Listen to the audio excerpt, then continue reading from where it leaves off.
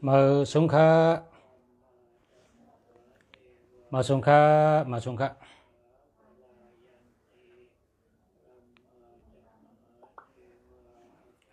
Mờ xuống khá, mờ xuống khá.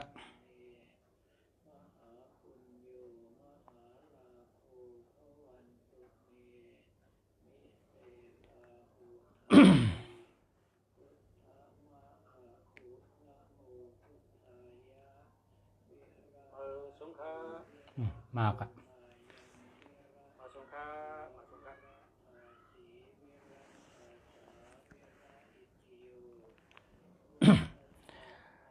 Mà xuống khá bữa nay để lát long non nơ phà cảng dung non nơ phà cảng dung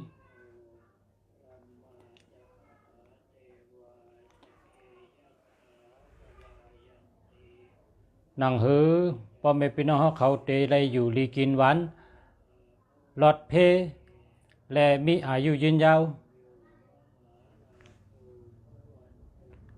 แต่เอาลองนอนเนอผักกังยุงมาลาดปันเพราะว่าเนอจำปืนโลกะแต่ไม่ว่าก้นมือก่อนก้นมือมื่นซึ้นก่อนเนี่ยใครนอนตีเลยก็นอนจอมห่มไม่ห่มตอกนอนเตอขือเตอเป๋นอนเตอเฮินเตอจานนอนเตอปื้นนอนเตอตงเตอสังก็เยอะนอนได้กูเมียวนะครับก็เปล่าว่าก้นกูปอกเนี่ยก้นเมื่อก่อนเนี่ยเปิดนอนเนอผักกางยุงพอนอนเนอผักกางยุงเนี่ยหลอดเพอันเป็นเพปยกะโตสุมิกษาอันเป็นเพชาออกล้านเฮ็ดมาปล่อยมิดบองมาว่าเฮ็ดมายอกะกูไม่เมียวอ่ะใช่ไหมมันเข้าไรค่ะมันเข้าไรอันใดเฮกังได้ยอกะอันที่อำหันกำไรเฮกังไว้ตัวมงแมงตัวยุงเฮกังไรขี้ผุ่นมุกยุกยักอันเดปิวมาจอมลมอันตาเขาด้วยหันนั่นพอมันมาถึงผักกางยุงเนี่ยก็มันก็เข้าไรค่ะเฮกังไรเมื่อเขานอนรับอ่ำหูโตอ่ำหูคิงเขานอนรับเข้าตั้ง6 ชั่วโมงถึง8 ชั่วโมงเนี่ยเขานอนหลอดเพลีอ่ำมีมงแมงเขามาครบอ่ำมีหินยุงเขามาครบอ่ำมีมุนเข้ามาไหลยอกะทุชานก็เข้ามาไหลก็เพราะฉะนั้นแหละนอนในผักกางยุงเนี่ยอยู่ดีกินหวานอายุยืนยาวไรค่ะก้นกูปอกเปิดนอนในผักกางยุงหังเผอหังมันค่ะเมื่อก่อนเนี่ยเปิดลาดง่ายถ่อมง่ายก้นมึงเปิดลาดง่ายถ่อมง่ายเพราะว่านอนในผักกางยุงเนี่ยก็หรือเลยนอนในผักกางยุงหังเผอหังมันผักกางยุงนี่กว่าทั้งเลยก็หลัวจับตัวกว่า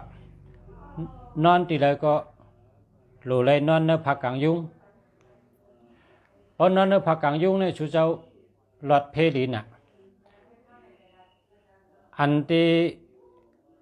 ในแกมโลกาว่านอนซื้อปะแตงไรคะนอนซื้อพักดูไรคะนอนซื้อเสาไรคะนอนซื้อสองไผ่ไรคะนอนซื้อทางขี้ไรคะนังกาวามาเจอในมีไว้ในแกมปืนโลกาแต่ไว้ว่าพอไรนอนซื้อปะแตงก็มลีนอนซื้อเสาก็มลีนอนซื้อทางขี้ก็มลีนอนซื้อพักดูก็มลีอันนี้เตรียมไว้ว่ามันติดเตือกเขกโกนเฮาก็เพราะฉะนั้นแหละหนังหือโกนเฮาจะได้อยู่ดีกินหวานอายุยืนยาวนั่นนอนตีเลยก็ยา เพราะว่ามีผักกางยุงปะไหนนอนในกุฏินอนในกุฏิอันลำลองในหรือเลยมีผักกางยุงค่ะหรือเลยมีผักกางยุงห้างเผอห้างมันค่ะเนาะปุนตาเตได้เป็นก้นอยู่ลีกินหวานหลอดเพแล้วก็อายุยืนยาวเลยกำในมี จื้อในหำลาดเอาค่ะจื้อหำลาดก็กะคนก็ในเป็นขึ้นเป็นแข็งครับกำเป็นต้องแข็งกำเป็นขาแข็งกำแข็งตีมันเป็นขึ้นเป็นแข็งอ่ะมันกว่าตั้งเลยก็บ่มันกว่าหยาบไปหยาบจ้ะเนี่ยกวางเลยก็บ่ลีมันซ้ำกับจุสลากับจุสลายศยาบันคารุเนี่ยว่าลุงเสียว่าดอกด้วยอาศักดอกด้วยจิ๋วกิ้งดอกด้วยเปตังกะลาวะชูเจ้านอนนอนในผักกางยุงเลยมันเปลี่ยนกันโหลยศโหลยาสังสูขึ้นมือขึ้นที่เฮิรนสูเมื่อซื้อผักกางยุงเข้มกางผักกางยุงให้นอนยอกาสูในภายใน15 วันหายว่าจะนั้นข้าวตัง15 วันหายก็เร็วแกว่าจะไหนฉลาก็มยาเพราะว่าฉลาในตอกด้วยทัดน้ำก็หลีทัดลมก็หลีทัดไผ่ก็หลีทัดดินก็หลีทัดได้ป้ามลูกโจงก็หลีฉลาก็มยาเพราะฉลามยาในฉลาให้หื้อนี่ลาดว่าเมื่อซื้อผักกางยุงเหนอนในผักกางยุงน่ะยอกาในข้าวตัง15 วันแต่หายหมดก็ในมันก็มือกว่ามันมือกว่าในไร20 วันไปไร20 วันไปจำเดือนก็ในขึ้นบอกมาขึ้นจูรุงเสียว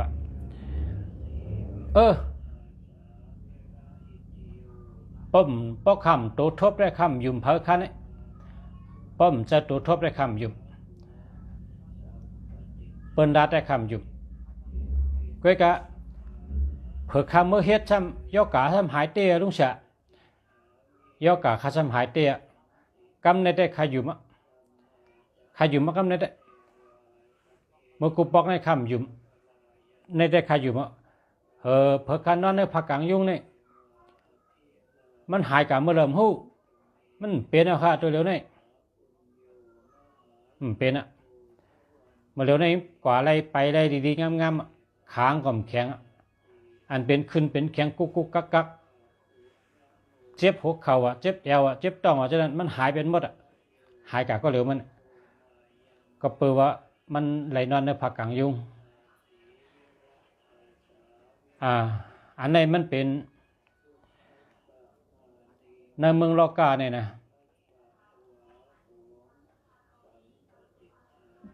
พอเฮาเกี่ยวโอนนั้นก็พอเฮานอนบ่อยนอนว่าเฮานอนเจริญจราเนี่ยมือเฮานอนกลางคืนเนี่ยมันจางมีเหมียวมาเฮ็ดก้นเฮาก็เพราะฉะนั้นแหละหนังหือก้นเฮาพอได้อยู่ลีกินหวานและรอดเพกเข็นนั่นพอไม่พี่น้องเขาเอาใจใส่ซื้อผักกางยุงนอนในผักกางยุงห้างเผอห้างมันกะเพราะฉะนั้นได้อยู่ดีกินหวานอายุยืนยาวค่ะ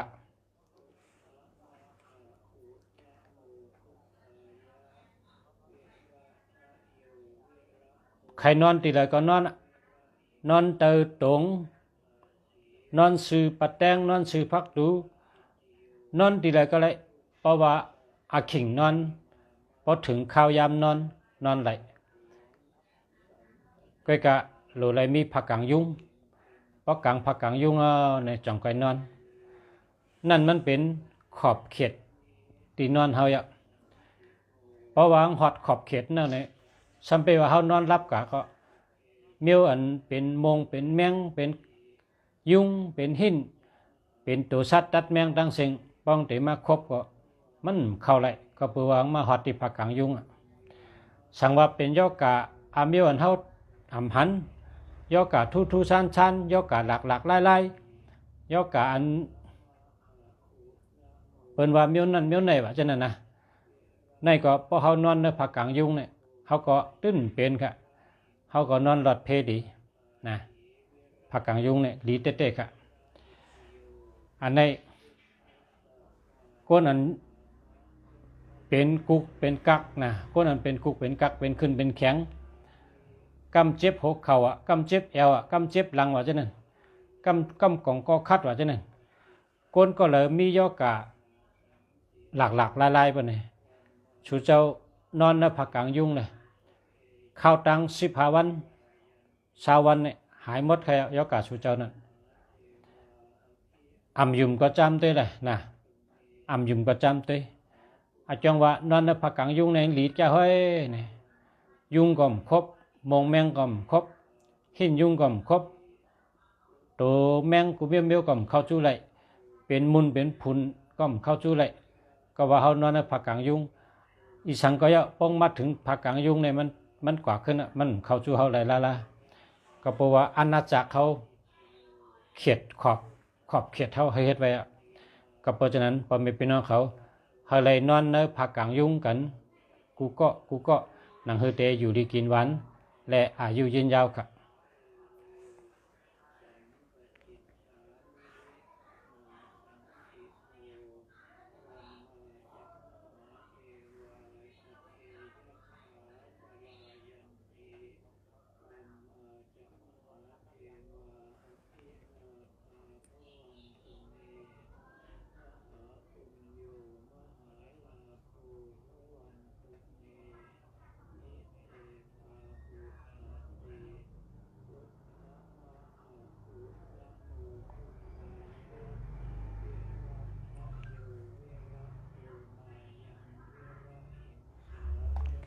มีคนถามว่านอนในเฮิรนเนี่ยเอาโหกะตั้งเลยลีเนี่ยวะเอากะตั้งเลยก็ไล่กูตั้งค่ะเพราะว่าในแกมปืนโลกาเนี่ยแต้มไปว่าในเฮิรนเขาเนี่ยเขาว่ามันเหมือนหนังในต้องเขาเนี่ยวะในเฮิรนหลังหนึ่งเนี่ยมันเหมือนหนังในต้องเขาเนี่ยพอเขากินตั้งกินนะกินหมักจอกกินหมักเก้งกินแตงจำปูกินข้าวกินพักกินตั้งกินกูมีเมียวพอเขากินน้องกันนะต้องเนี่ยพอเขาลัดว่าหมักจอกก็อยู่ตั้งซ้ายหน้าหมักเก้งก็อยู่ตั้งขวาหน้าแตงจำปูไม่อยู่ตั้งห้องหน้าข้าวพักอยู่ตั้งจานหน้าเนี่ยพอเขาว่าจะนั้นนะมันเฮ็ดไรก็เพราะว่าเนื้อต้องเขาเนี่ยมันเป็นถงเขาถงอาหารตีกินลงกายก็ไก่อยู่จู้กันหมดรอกันหมดค่ะกันในเปิ่นแต่ไว้ในแคมปืนโลกาเปิ่นก็แตกในว่าเฮิรนหลังหนึ่งเนี่ยมันก็เหมือนดังเนื้อต้องเขาเนี่ยตั้งกินนะฮะกินตีชวบเขาให้ลงกันนะเขาลงเนื้อต้องเขาเนี่ยเพราะมันฮอตเนื้อต้องก็มันรอกันหมดกันในเฮิรนเขาเนี่ยเขามีคนเฮิรนหลายก็มีแขกหลายก็เยอะมีคนเฮิรนหลายก็เยอะพอเขาใครนอนมาเขานอนเอาโหกะตั้งหลายก็ไรกูตั้งพอวางเป็นในเฮิรนเขาในเฮิรนเนี่ยมันมีตั้งโต๊ะตั้งออกตั้งห้องตั้งจานมันมีค่ะในเฮิรนเนี่ยมันอยู่ในกรงเฮิรนเอาค่ะดูนะมันอยู่ในกรงเฮิรนยอพอออกการนอกเฮิรนเนี่ยพอการนอกเฮิรนเนี่ยมีตั้งออกก็มีตั้งโต๊ะก็มีตั้งห้องก็มีตั้งจานก็มีอันนี้พอออกการนอกเฮิรนกันนะ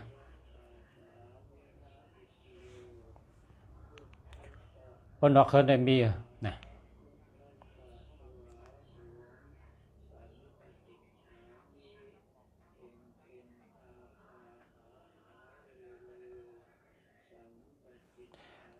มีคนแต้มมาว่าเผยก็เคยอยู่ดีกินหวานเผยก็เคยอาศักยาวครับว่านะลุงเสียก็ย้ำมาลาดว่าเพราะเผยเคยอยู่ดีกินหวานเพราะเผยเคยอาศักยาวเฮากินพักมีหอเนี่ยกินกูวันมีแหลงกินกูวันมะเขือส้มกินกูวันพักมีหอพักมีแหลงมะเขือส้ม นะแล้วก็ขิงนี่ก็กินกูวันอิดค่ะมันรู้กินน้ำกิน1 เมียว1 อิดกะเฮากินไรอำใจว่ารู้กินน้ำก็กินอีดออดเลยให้เป็นทัดนะน้ำหมักพาก็รู้ใกล้กินจะในอยู่ดีกินวันค่ะกำในตั้งแต่ในก็จำเป็นทางตอนนะตั้งแต่ในก็ได้เป็นทางตอนตั้งกินอันโหลไรสติตั้งกินอันโหลไรสติอย่าไปกินน้ำอย่าไปใกล้กินนั่นมีอยู่4 เมียวตั้งกิน4 เมียวนี่พอใกล้กินนี่เจียวตายเจียวเท่าเจียวตายตั้งกิน4 เมียวตั้งกิน4 เมียวนี่พอกินนี่กินอะไรอยู่หึงนั่นก็กินปอกนึงกินอะไรอยู่มันจะว่าพอกินอะไรได้มันจะกินอะไรอยู่มันก็พอใกล้กินได้มันดีพอใกล้กินได้มันดีเปิ้นว่าเจียวเท่าเจียวตายอาศักวัดเตะตั้งกิน4 เมียวในอยู่ที่เมืองเลยก็เยอะนะในเมืองกนเนี่ยอยู่ที่เมืองเลยก็เยอะว่าอยู่เมืองใต้ว่าอยู่เมืองไทยว่าอยู่เมืองเลยก็เยอะมันมีตั้งกินจะเนี่ยมีกูเมืองค่ะตั้งกินนั่นเป็นว่าพอกินเนี่ยเจียวเท่าเจียวตายเนี่ยทำเป็นแต่ไม่มี4 เมียวค่ะเนาะเมียวที่1เนื้อส้มค่ะเนื้อส้มนี่เพราะว่าเป็นใส่ยามดิบค่ะเป็นใส่ยาม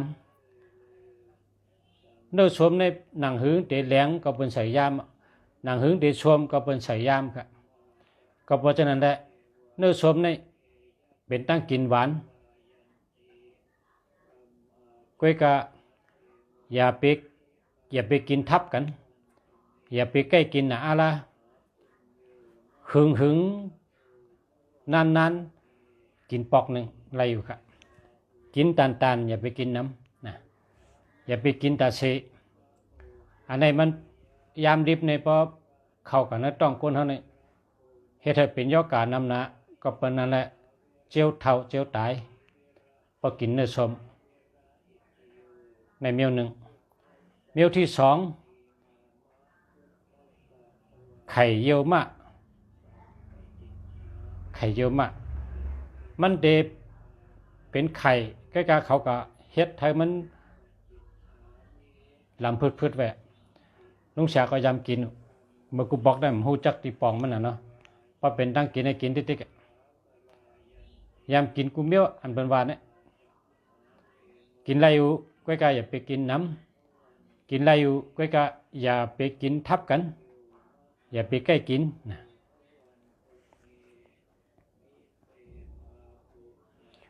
เมียวที่2ในไข่เยอะมากเมียวที่3ซ้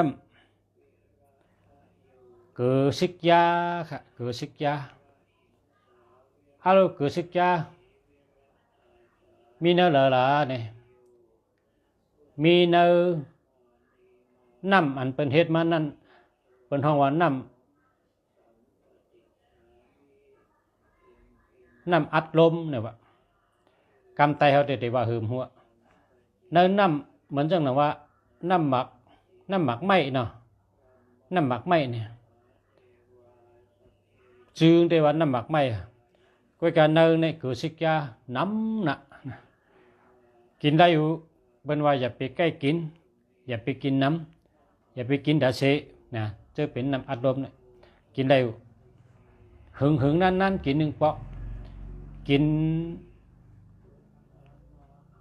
จำหนังไทยกินนั้นกินอะไรอยู่ใกล้ๆอย่าไปกินน้ำอย่าไปใกล้กินอย่าไปกินข้าวยาวอย่าไปกินตามกันอย่าไปกินทับกันได้อย่าไปกินหึงนั่นกินปอกได้อะไรอยู่นะ คือสิกยามันก็อยู่ไว้ในนำนั้นนำเนียนอาลาบเมียวที่สามเลยนะเมียวที่สี่ในหมักตึงยังครับอาโลเมืองเขาในเขาซ้ำในเฮือนเขาในตีเฮือนเขาในซ้ำตนมีในแวงเขาน่ะเนาะเมื่อเขาก็เรียกในกินกุปีป้องหมากมาหุ่นจักเมียวมันอ่ะหุ่นจักเมียวมันก็กะปอดเท่าไม่เท่าก็ตายอ่ะพอเขาไม่เขาก็ตายอ่ะอันเขาอยู่จำกันเนี่ยเขาก็กินมัดแต่เสียก็จะนั่งเขาหันเลยนะก็ในพอเขามาอยู่ที่เมืองในเปิ่นแต้มไว้ว่าตั้งกินสีเมียวในเจียวเท่าเจียวเก๋เจียวเท่าเจียวตายพวกกินเปิ่นแต้มไปจะไหนแล้วก็ลาดก็เปิ่นลาดแต้มก็เปิ่นแต้มก็เจานั้นได้เอามาต่างรัฐนี้กันว่า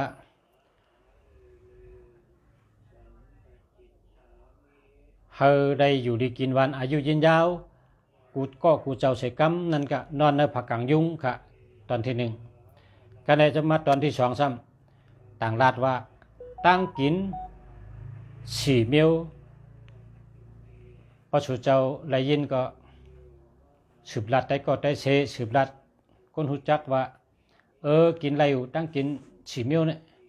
กินอะไรกูเมียวก็กาอย่าไปกินน้ำอย่าไปใกล้กินอย่าไปกินทับกันพอหึงมาแต่จังโกงเป็นย่อกะในวะรัดจังไหนก็ได้นะทำเปิ้นทำโดยตีในเมืองในตีเมืองเขาขามาอยู่ในซ้ำเปิ้นเสือยามในนะเปิ้นเสือยามในในใส่กอกใส่กอกอีสานอันนั้นก็เปิ้นเสือในแหนมอันวางก็เปิ้นเสือนะตีเมืองในซ้ำเสือยามในนะอันนั้นก็เปิ้นรัดปลาอย่าไปใกล้กินอย่าไปกินน้ำอย่าไปกินทับกันเนี่ยเปิ้นรัดปลาแกกันในเมืองเขาได้มีในเมืองเขาได้มีสองเมียวเนี่ยแหนมก็มีใส่กอกอีสานก็มีเมืองเขาแต่ในเมืองใต้แต่มันมีในเมืองใต้ในอันคาว่าสีเมียวได้มีเมื่อใครอยู่เมืองใต้ในใครเลยกินทั้งสีเมียวอันบามาเนื้อชมก็กินยามกินก็กะกูปอกในห้องหูจักเมียวน่ะเนาะ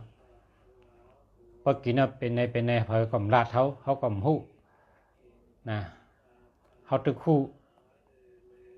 พอเขามาอยู่เมืองในเขาต้องไปหูว่ากินจังไหนเป็นเพกินจังไหนพอหึงมาเป็นย่อกะในเป็นลาดติดกับเมืองในแต่พอใครอยู่ดีกินหวานในเขากินจังไหนในเป็นลาดกูวันน่ะเนาะมันจังว่าหมากไม่แน่อันเขาหลุดกินในลุงแสดต่างลาดกะใกล้กันเมื่อไหร่แต่ขึ้นมาลัดขึ้นอันชูเจ้าอันเฮาเจ้ากูก้นโดดเลยกินกูวันเลยกินวันอิดก็ได้กินน้ำเนี่ยนะกินไข่ไก่ต้ม1 วัน 2 ลูกไข่ไก่ต้มเนี่ยกินวัน2 ลูกอันนี้อยู่ดีกินวันอาสักยาวคนโหดีสมองดีอดีหยานดีปีญาดียาก็เจอเกี่ยวเจอซื้อวนทางเตี้ยนจ้าทางก็เจอป่องเจอแรงนะกินไข่ไก่ต้ม1 วัน 2 ลูกต้มกินกูวันแทงกินหมักเกงครับกินหมักเกงเนี่ยกินบันกูวันพอมีนะกินวันอิดหมักเกงยาวแตงจำปูครับแตงจำปูในเรากินกูวันครับพอมีกินปันนะอันในซ้ำเมืองใต้เขาก็มีก็เพราะฉะนั้นข้าก็มาหลัดแทงว่าเขาชูเจ้ากินน้ำพอผูกอะไรก็ผูกน้ำพอมีก็กินปันตาเซก็1 แค่นดีอันคาลัดนี่แหละนะในเอาลองหักกันมาหลัดในกันว่า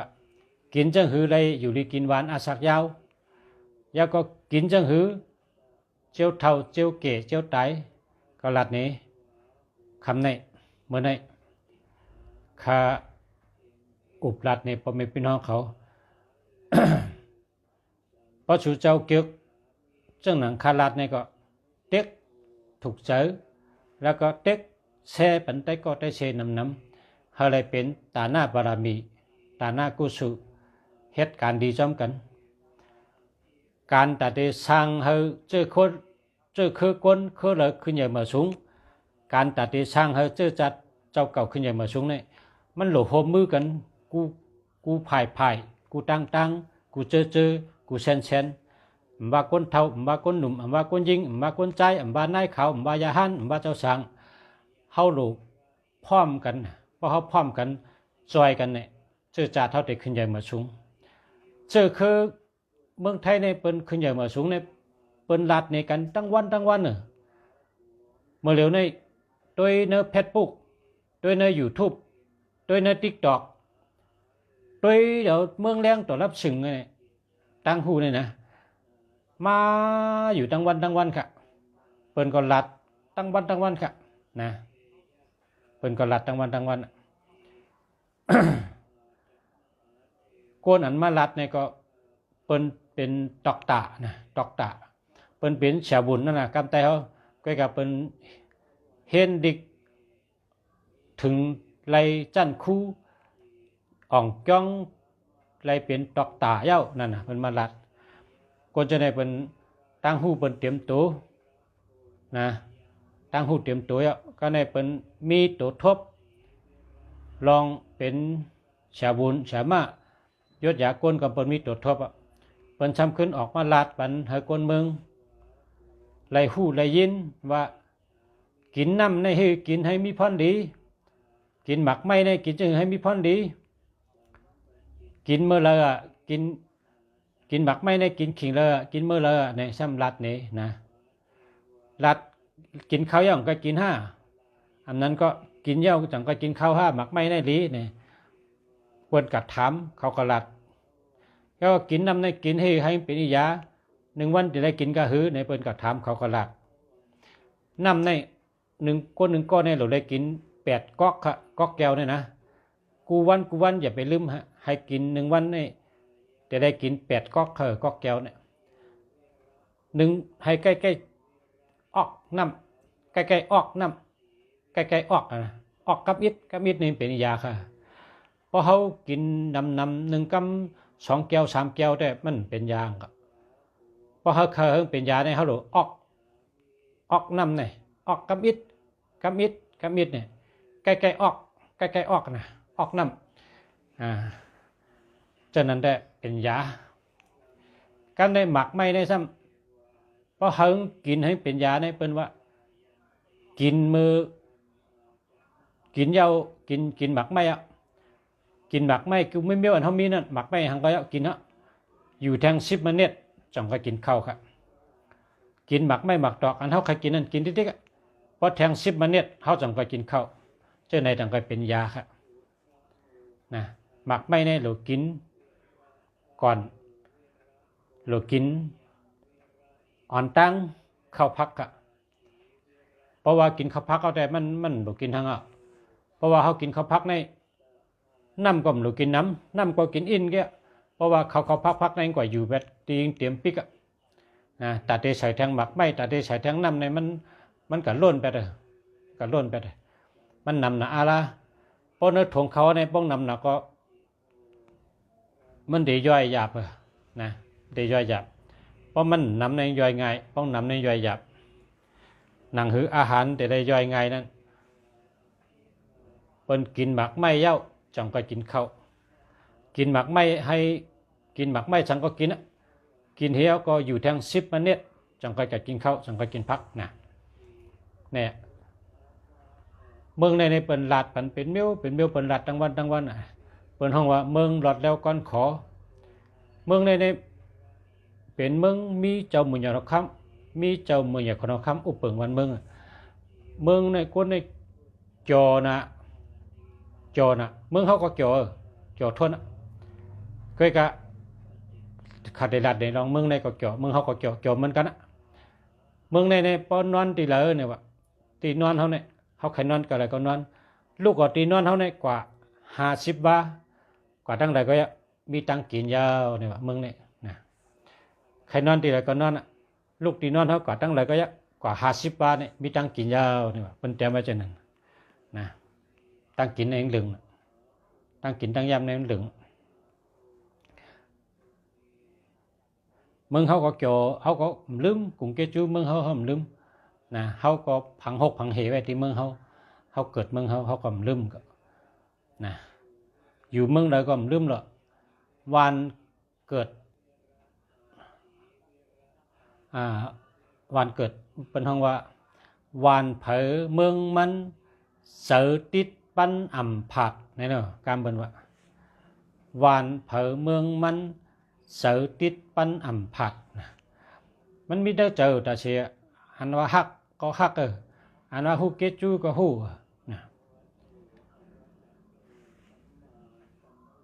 จอยก็จอยนะลองกันว่าจอนะของจอเหมือนกันนะอยู่เมืองใดของจอนะ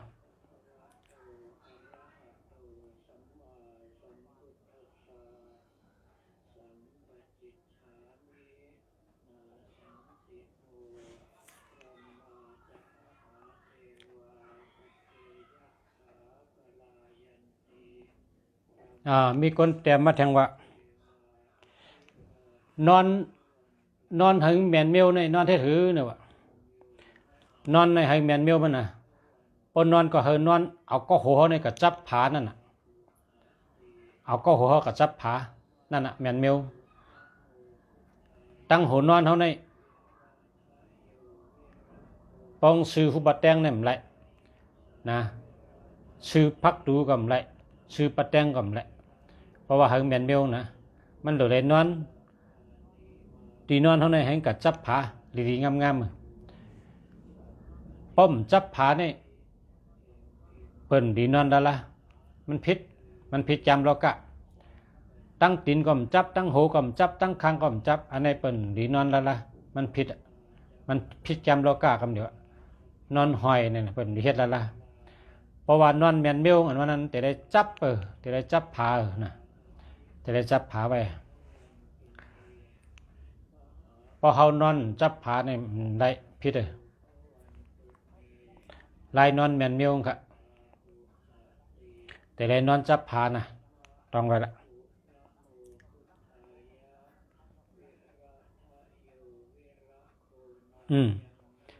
มีคนเตรียมมาแทงว่านอนเอาตีนออกพักตูอย่างไรวะ เพราะเผลอนอนเอาตีนออกพักตูนี่เป็นเลือดสางนะเป็นเลือดสางเนื้อเผือกเนื้อเหลืองเลือดสางเลือดแห้งครับเพราะนั้นเอาตีนออกพักตูกำใน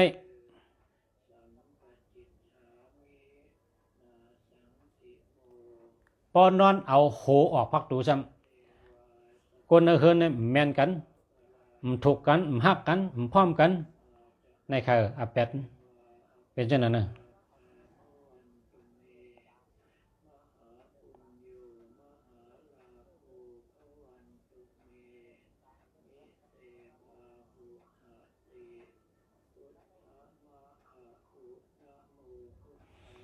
แม่นค่ะแต่ว่าเพราะว่ามีเฮิน2 จันพอมีเฮิน2 จันลกอ่อนในนอนจันเหนือปอทังเมในนอนจันใต้มันเหมือนเรื่องหนังต้นไม้เนี่ยต้นไม้ลงต้นหนึ่งเนี่ยกะตีเงามันเนี่ยปอเมงปะตั้งเหนือเนี่ยเป็นกิ่งมันเป็นยอดมันเป็นใบมันปันล้วนเมื่ออยู่เป็นเช่นนั้นค่ะเฮินก้นก็เหมือนต้นไม้นั่นค่ะ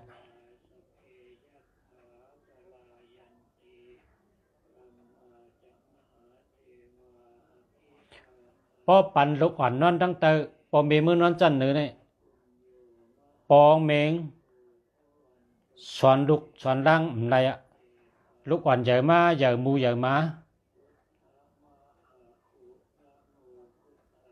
อ่ำถ่อมก้ามปอเมอ่ำฮักปอเมอ่ำฮุกเกจูปอเมตื้อเป็นคนตื้อเป็นคนรัดเอารัดถ่อมสอนได้นะเพราะว่า ปันดุอ่อนนอนจันเตอปอเมมือนอนจันเลยเนี่ยพิษเตะมันเหมือนต้นไม้ต้นหนึ่งนั่นน่ะกะตีเงาซ้ำหล่อนเปะกะตีกิ่งปลายยอดซ้ำปอเมเปะมันผิดมิวค่ะมันผิดโลกะค่ะผิดจำโลกะ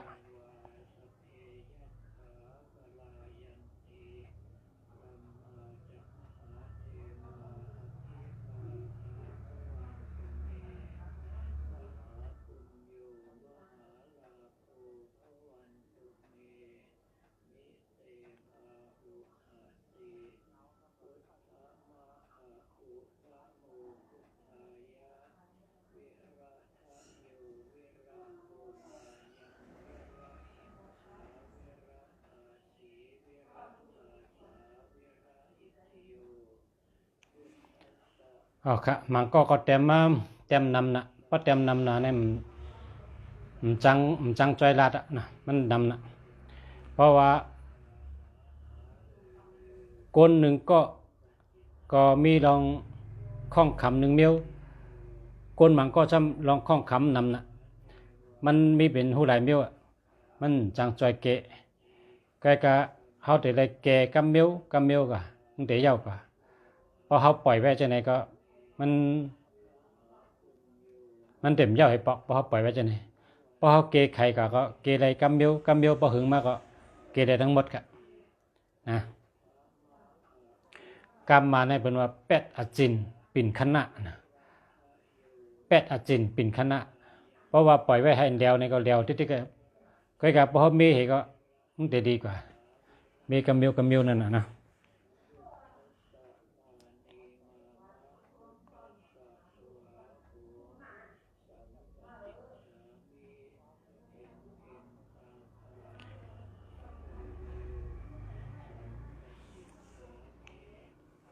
โอเคยินดียินชมครับพ่อแม่พี่น้องเขาผู้รวมยินน้องเขากูก็กูเจ้าครับที่มาทำรายการครับเสียเมืองดีรัดก็ย้อนขอบคุณ